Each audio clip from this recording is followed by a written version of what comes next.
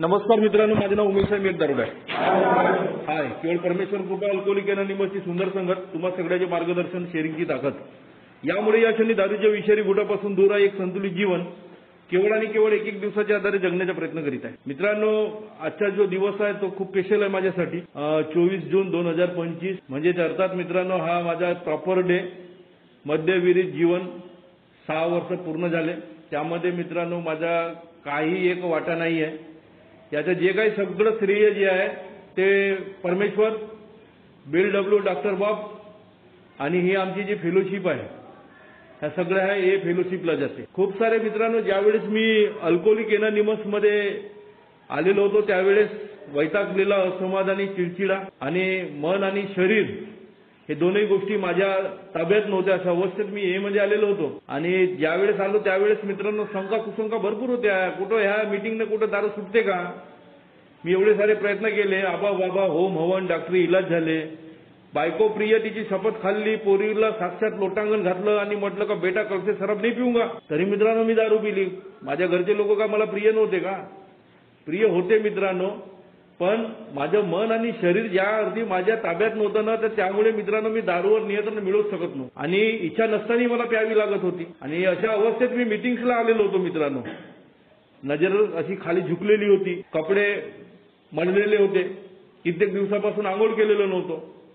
इथे येऊन बसलो मित्रांनो समोरच्या चेअरवर आणि पहिल्यांदा असं कुठंतरी वाटलं का ह्या मीटिंग मध्ये गेल्यानं फायदा हो अथवा नको, नुकसान काय होणार नाही. इथे यायला काही हरकत नाही. मित्रांनो मी इथं मजाक म्हणून आलो आणि आज ह्या गोष्टीच्या मित्रांनो एक रिअलाइज होते तर ज्या ठिकाणी मी मजाक म्हणून आलेलो होतो त्या ठिकाणी अख्खं मित्रांनो माझं आयुष्य असं मित्रांनो असं बदलून जाईल हे मला त्यावेळेस वाटलं नव्हतं मित्रांनो. पण आज मित्रांनो त्या गोष्टीची मित्रांनो आज जाणीव होते तर मी मध्ये असल्यामुळे मित्रांनो आज माझं जीवन सुखी, समाधानी, मी आनंदी म्हणून. अदरवाईज मध्ये येण्या अगोदरची जर बॅकग्राऊंड स्टोरी जर बघायला गेलं तर अतिशय वाईट होती मित्रांनो. सुरुवातीला मापाप दारू पिली मित्रांनो.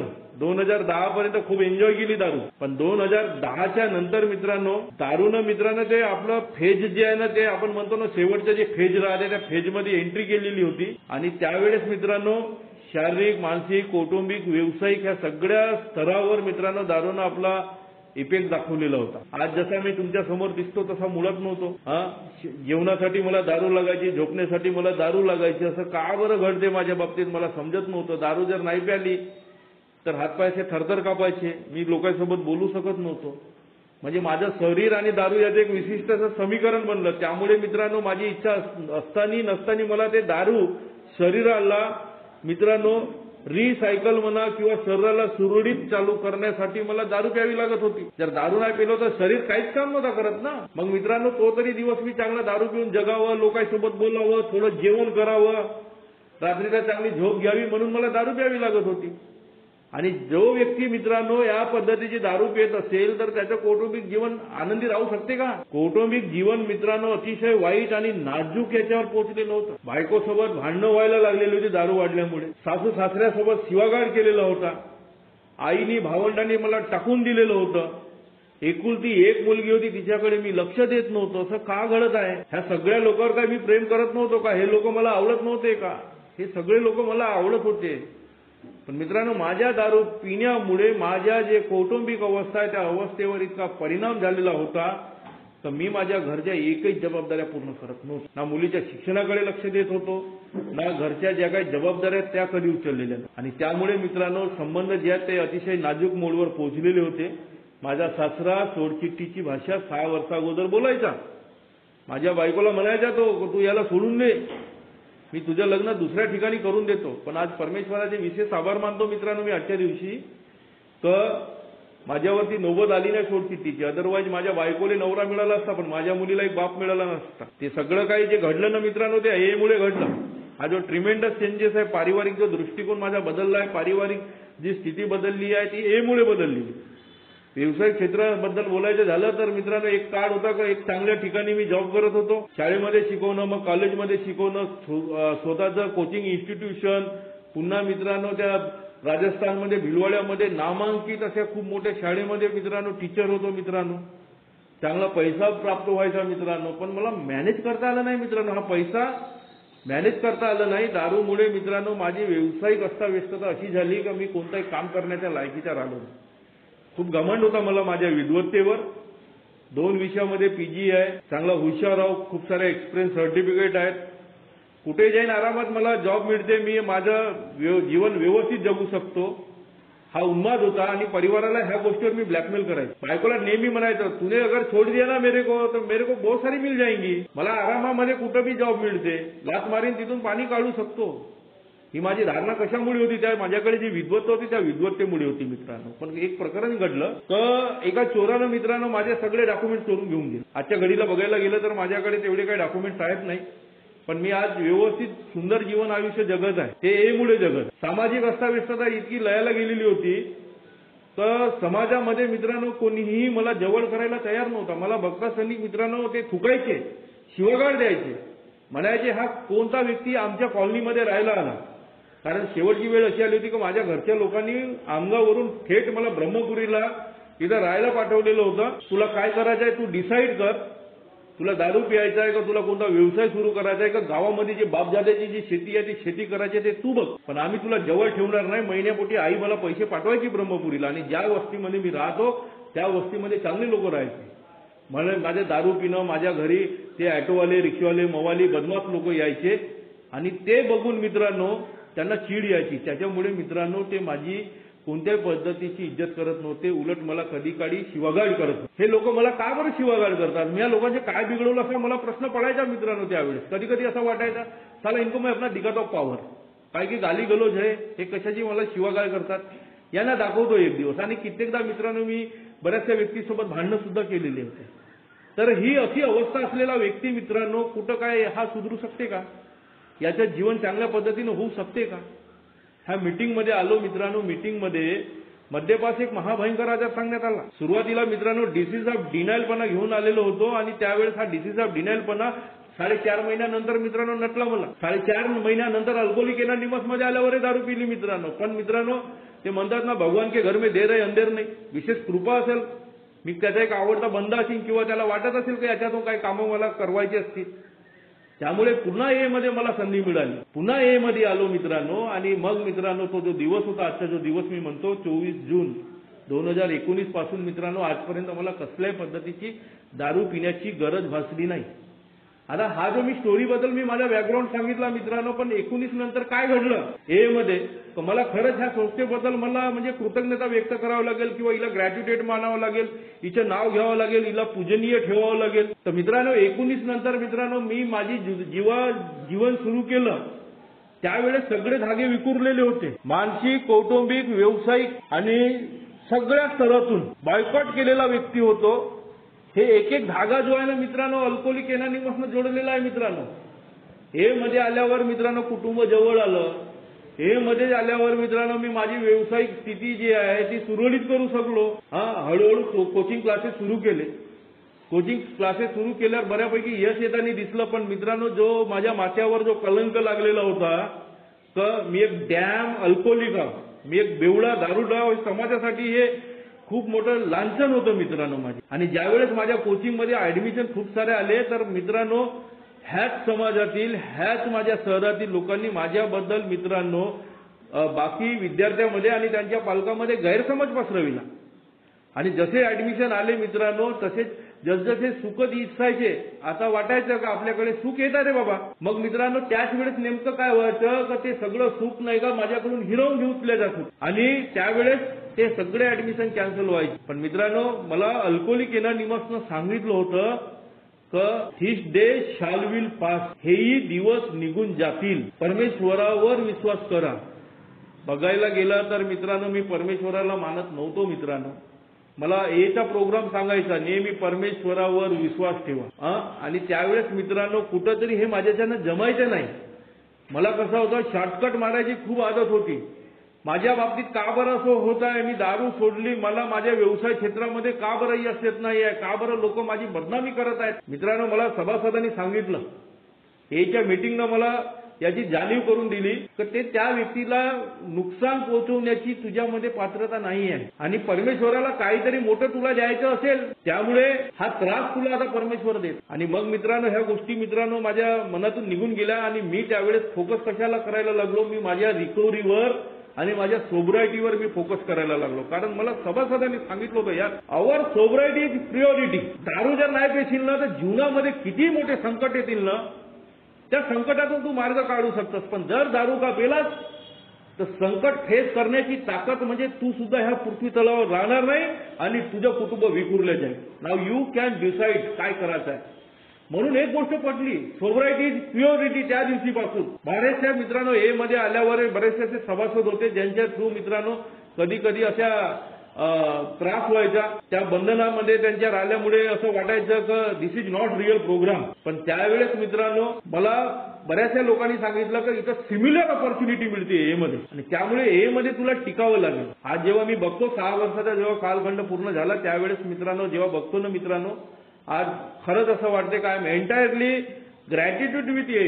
जर मी त्यावेळेस जर असा डिसिजन घेतलो असतो तर नाही मेरे को ये भी नाही रहना है, तो आज मित्रांनो हे तर अबोधित राहिली असती. यार मी कधीच इथं जिवंत राहिलो नसतो. देन मित्रांनो बघा, जसजसा 1 वर्ष पूर्ण झाला तसतसा कुठंतरी मित्रांनो ह्या प्रोग्रामाचे प्रवेशद्वार खुलले मित्रांनो माझ्यासाठी. 1 वर्ष झाल्यावर प्रवेशद्वार खुलते असे बरेचसे सभासद सांगायचे. बट इट्स माय ओपिनियन, जेव्हा तुम्हाला वाटत आहे का मला प्रोग्राम घ्यायचा आहे तेव्हा तुम्ही ह्या प्रोग्रामचे प्रवेशद्वार उचलू शकता. फक्त बसरते तुम्हाला 24 तासापेक्षा जास्त सोब्रायटी जर असेल तुमच्याकडे तर तुम्ही सुरुवात करू शकता.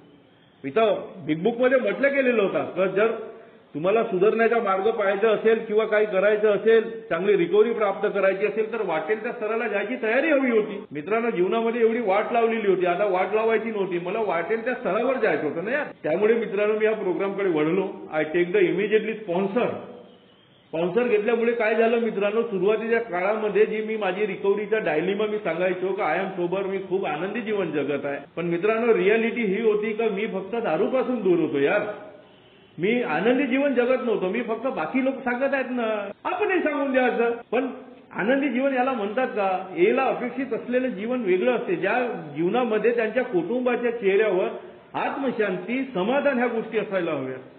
त्या काळात माझ्या घरच्या लोकांच्या चेहऱ्यावर अर्ली रिकव्हरी ज्यावेळेस 1 आणि 2 वर्षाचा होतो त्यावेळेस मित्रांनो आत्मशांती आणि समाधान नावाची गोष्टच नव्हती. मी आपल्या दुनियामध्ये जगत होतो. आय मीन मी ए मध्ये आहो, मी चांगले शेअरिंग करत आहो, मी चांगलं आपला चेअरमॅनशिप करत आहो, चांगल्या पद्धतीनं सेवा देत आहो.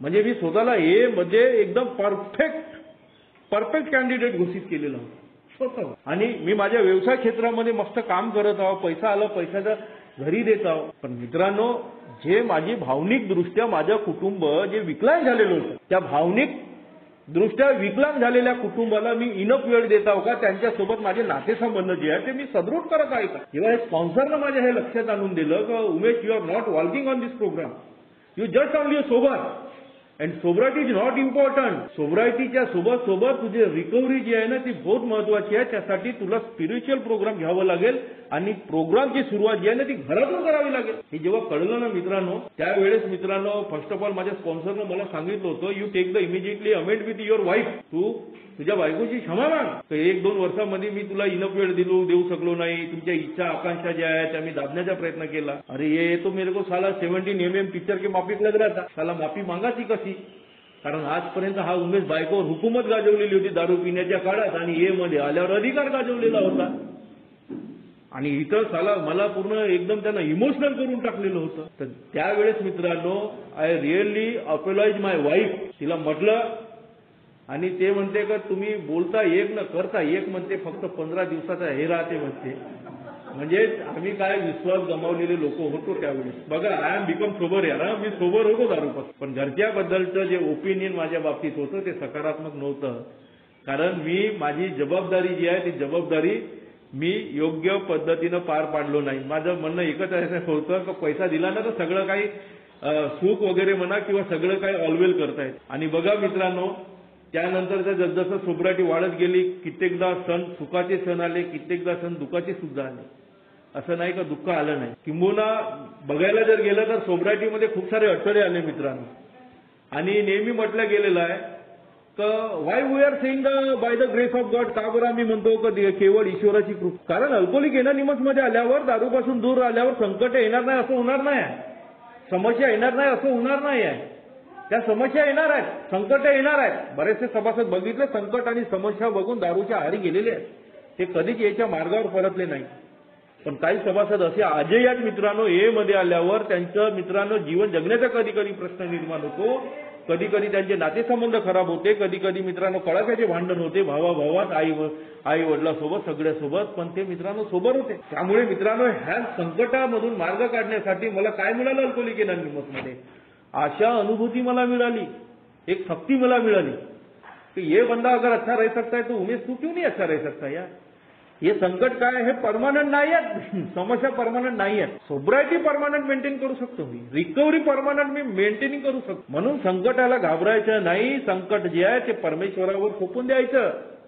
आणि मी मगाशीच म्हटलं की दिस डे शॅल विल पास, हे दिवस निघून जातील, ह्या गोष्टीवर विश्वास होता. आणि हळूहळू काय झालं, ते संकट निघाल्यावर काय झालं तर मला कुठंतरी त्या परमेश्वरावर मित्रांनो विश्वास व्हायला लागला. बघा, ज्यामध्ये आमची दुसरी स्टेप म्हणते came to believe that power greater than our self, जी आमच्यावर महान शक्तीचं आम्हा सुरळीत करू शकतो. आता मीच जर महान शक्ती बनलो असतो आणि ह्या संकटाला मित्रांनो मी जर घाबरलो असतो किंवा दुसरा पडकुटीचा मार्ग काढला असतं, महान शक्तीनं कुठं काम केलं असतं? महान शक्तीचा साक्षात्कार ह्या मीटिंगमध्येच होणार आहे. म्हणून आजच्या दिवशी जो मला 6वा प्रॉपर डे आहे ना मित्रांनो, त्या परमेश्वराशिवाय काही पॉसिबलच नव्हतं मित्र. परमेश्वराने हे सगळं नियोजन मित्रांनो माझ्यासाठी त्यानं घडवून आणलेलं आहे. मी रॉक बॉटम दारू का पिलं, माझ्या कुटुंबाची अशी अवस्था का झाली, हे सगळं मित्रांनो ते परमेश्वरानं घडवून आणलेलं होतं. माझे नातेसंबंध का बरं खराब झाले, कारण नातेसंबंध टिकवण्यासाठीच मित्रांनो नातेसंबंध खराब झाले माझे. आणि जे नातेसंबंध खराब झाले मित्रांनो, ते नातेसंबंध सुरळीत करण्यासाठीच मित्रांनो मला हा प्रोग्राम मिळाला होता. या गोष्टीवर आज कुठेतरी मला ट्रस्ट होते मित्र. महत्वाची गोष्ट मित्रांनो, मी कधीही सगळ्या वेळेस माझी इच्छा आकांक्षा लावायची. हे मध्ये आल्यावर ऑलवेज माझ्या मताप्रमाणे झालं पाहिजे. मी जसं म्हणतो बायकोनं म्हटलं म्हणजे बायकोनं केलं पाहिजे, समाजानं माझ्या जसं ओपिनियन आहे तसंच झालं पाहिजे. किंवा ए मध्ये असं वाटायचं क ए मध्ये मी माझ्या मताप्रमाणे झालं पाहिजे, कारण I take the always right decision. कारण मला एचं हित आहे ना, ते मी एचं हित असल्यामुळे मी जे काही निर्णय घेईन ते एच्या हिताचे घेईन, तर या लोकांना मान्यच केला पाहिजे. पण मित्रांनो परमेश्वर प्रत्येक वेळेस ह्या गोष्टीची पूर्तता करत नाही. कारण कधी कधी परमेश्वर सुद्धा फेलोशिपला एखाद्या चुकीच्या निर्णयावर घेऊन जाते, जेणेकरून उद्या जाऊन त्या फेलोशिपला रिअलाइज व्हायला पाहिजे तर ह्या लोकांनी जर आपण असे डिसिजन घेतले तर आपल्या फेलोशिपला असं नुकसान. आपण त्या तिथून प्रत्येक याच्यातून शिक घेतो. त्यामुळे मित्रांनो ग्रुप कॉन्शियसनेसला जे महत्व दिलेलं होतं ते मला मान्य करावं लागेल. माझ्या घरी ग्रुप कॉन्शियसनेस या व्यवस्थितरित्या हाताळावी लागेल. बऱ्याचशा वेळेस मी चर्चा नाही करायचो आणि त्याचे फटके मला खायला मिळाले. पण रिसेंटली सांगतो मित्रांनो, every time I discuss with my family, बायकोचा खूप सल्ला घेतो आणि त्यामुळे मित्रांनो सगळं काही तिच्यावर सोपवून दिलेलं आहे. महत्वाची गोष्ट मित्रांनो, ए मध्ये 6 वर्ष जेव्हा सोबरायटी होते तर त्यावेळेस मित्रांनो माझ्यामध्ये बरेचसे डिबेट्स आधी असतात, कारण I am in recovering process, I am not well recovered. त्यामुळे मित्रांनो माझ्यामध्ये राग आहे, अहंकार आहे, गुस्सा आहे, मोठेपणाची भावना आहे, मेरी सुनो, मी महान आहे, श्रेष्ठत्वाची भावना कधी कधी येते, कंपॅरिझन करायला लागतो. पुन्हा त्या अनियंत्रित भीती आहेत माझ्यापासून आजही, काही दूर आहेत काही जवळ आहेत. त्या भीत्यावर मला मात करावं लागेल. लैंगिक असुरक्षिततेची भावना आजही माझ्या बाबतीत घडून येते. वय वर्ष 45 जरी असेल तरी मित्रांनो मानवीय व्यक्ती आहे, त्यामुळे ह्या लैंगिक असुरक्षिततेच्या भावनेवर मित्रांनो मला चांगल्या पद्धतीनं नियंत्रण मिळवावं लागेल. मी काय म्हणतो, नियंत्रण मिळवावं लागेल. सुटणार नाही लैंगिक भावना, मरेपर्यंत ते सुटणार नाही. आफ्टर इट ऑल मित्रांनो जे माझ्यामध्ये स्वभाव दोष आहेत, जे काही मी कृत्य केलेले आहेत, ज्या ज्या लोकांना मी दुखावलेलं आहे, ते सगळे स्टोरी जे आहे ना त्या अनुभवासहित मला सांगावं लागेल. ह्या सगळ्या गोष्टी मित्रांनो मी माझ्या अर्ली रिकव्हरीमध्ये मी केलेल्या आहेत. आता ए मध्ये येण्या अगोदर आताची गोष्ट सांगतो. खूप सारं कर्जाचं डोंगर होतं, जवळपास मित्रांनो 11-12 लाख रुपयाचं कर्ज कसं द्यायचं हा प्रश्न, त्याची चिंता. कर्जदार घरावर तर येणार नाही रिकव्हरीमध्ये, घरावर आले तर माझे हे मेंबर काय म्हणतील, म्हणजेच काय मी भीतीपोटी त्या लोकांचे कर्ज द्यायला लागलो. पण मित्रांनो आत्मशांतीसाठी मी मग नंतर समजलं की हे मला करावं लागेल, कारण माझी सोबत ह्या गोष्टी, आणि ते केल्यामुळे मित्रांनो कुठंतरी एक समाधान मिळायला लागलं, एक नवीन जगात प्रवेश केल्यासारखं वाटलं. बऱ्याचशा लोकांना त्रास दिला, त्या त्रास ज्या ज्या लोकांना शक्य झालं त्या त्या लोकांची माफी मागितली. आजही असे आहेत लोक मित्रांनो, ज्या लोकांना माझ्यामुळे त्रास झाला तरी मी त्यांची माफी मागू शकतो. प्रयत्न सुरू आहेत मित्रांनो. तो दिवस परमेश्वर केव्हा उजळतो ते त्याच्या हवाले आहे मित्रांनो. आणि महत्वाची गोष्ट, बदल जर बघायला गेला तर ए मध्ये आल्यानंतर काय जीवनात बदल घडतो, तर मी एक जिवंत आहे, हा सगळ्यात मोठा बदल. माझं कुटुंब हस्त खेळत आहे, ते एक दुसरा बदल. माझे सासू सासऱ्यासोबत माझे संबंध चांगले झाले, आई भावंडांच्या त्यांच्यासोबत मित्रांनो नातं सुरळीत झालं, त्यांच्या अपेक्षा माझ्याबद्दल वाढल्या. आज जे जीवन मित्रांनो एक वाम मार्गाला गेलेलं होतं किंवा एक नश्वर याच्यात गेलेलं होतं, ते आज जीवन कुठेतरी सुरळीत मार्गावर आलेलं आहे. हे मुळे घडलं. आणि महत्वाची गोष्ट मित्रांनो, तर मी रोजच्या रोज प्रार्थना करतो, देवाला एकच म्हणतो, माझी सोबरायटी मजबूत कर, मला जे काही माझ्या जीवनात संकट येतात त्या संकटावर मात करण्याचं मला धैर्य दे. तेव्हा परमेश्वर मित्रांनो माझी ऐकते मित्रांनो, तो तिथून मला बळ देते, ताकद देते, तर तू ह्या संकटापेक्षा तू मोठा आहेस, संकट मोठे नाही. जर ज्या दिवशी संकट मोठा आणि तू लहान समजशील तर ते संकट तुझ्यावर हावी होईल. म्हणून मित्रांनो त्या संकटावर योग्यरित्या मात करतो, प्रार्थनेचा खूप मोठा आधार घेतो. माझे हे बांधव आहेत त्यांना मित्रांनो कधी दिरंगाई करत नाही मी. त्यांची कोणती मदत असो किंवा मेसेज कॅरिंग असो, कोणता ग्रुप असो, ग्रुपमध्ये मित्रांनो काही जर लागलं किंवा बोलवलं. आजही मित्रांनो 6 वर्ष झाले तरी मित्रांनो मला असं वाटत नाही की हा एवढा लांब पल्ला झाला असेल. असं वाटते का आय एम रिसेंटली केमी नाही, मी नवीनच असल्यासारखं मला वाटते.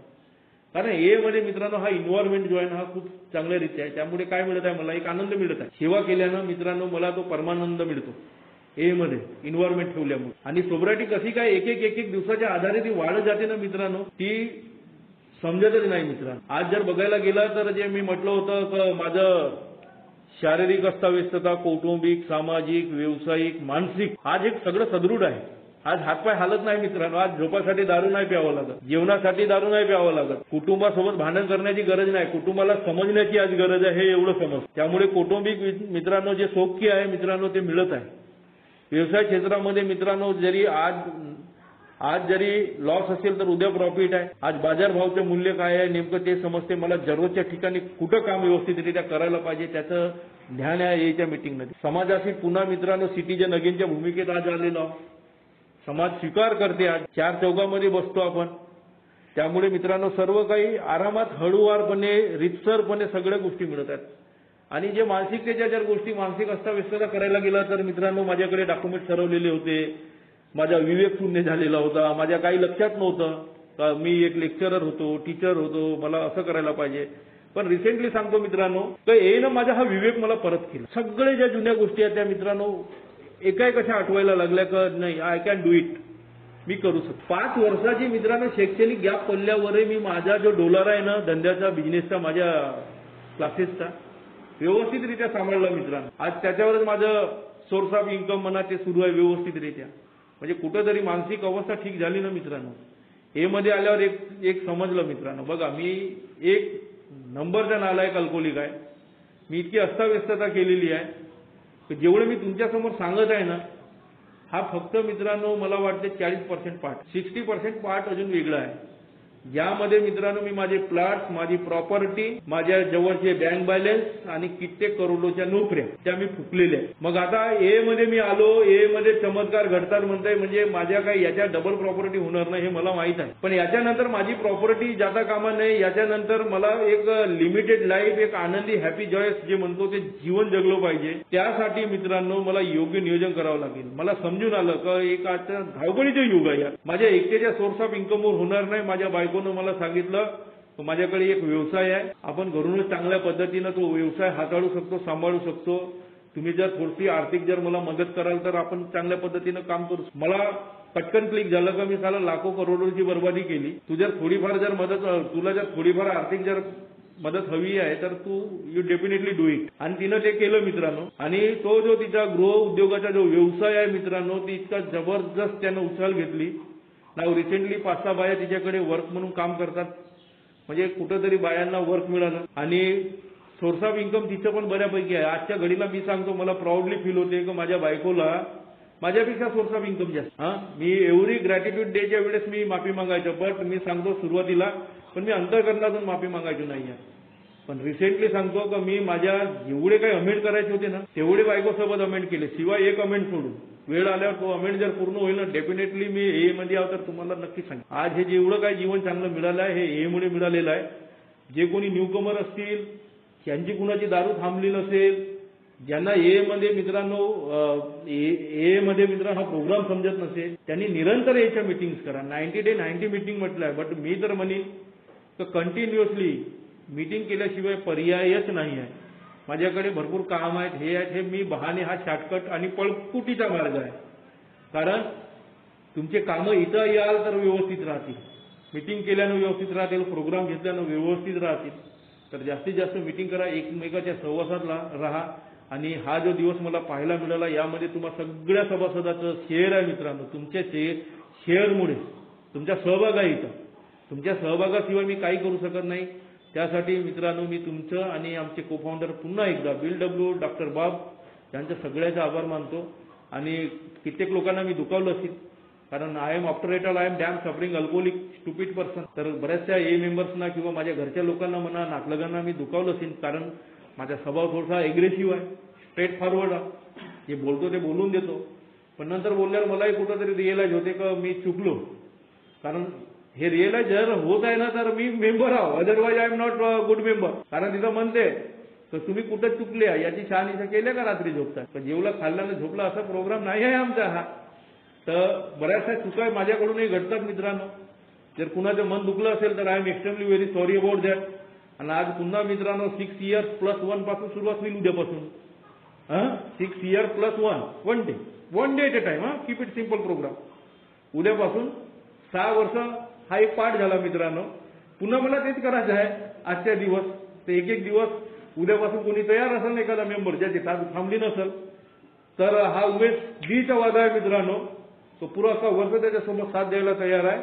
आणि अशा बांधवासोबतच मित्रांनो पुढच्या वर्षी आपण नाही का जॉईन टुगेदर शेअरिंग म्हणा किंवा जॉईन टुगेदर प्रॉपर डे किंवा जॉईन टुगेदर ग्रॅटिट्यूड डे सुद्धा करायला तयार आहोत. तर मला असं वाटते तर सगळ्यांनी ए मध्ये यावं, सोबत व्हावं, चांगली रिकव्हरी प्राप्त करावं, त्यांच्या सगळ्यांच्या इच्छा आकांक्षा सगळ्यांच्या पूर्ण व्हावं ही मी ईश्वरचरणी प्रार्थना करतो. आणि आमचे जो ब्रह्मपुरी परिसर आंतरसमूह आहे त्यातील सगळे समूह आहेत त्या सगळ्या समूहाचे मी आभार मानतो आणि आपली शेअरिंग थांबतो. धन्यवाद.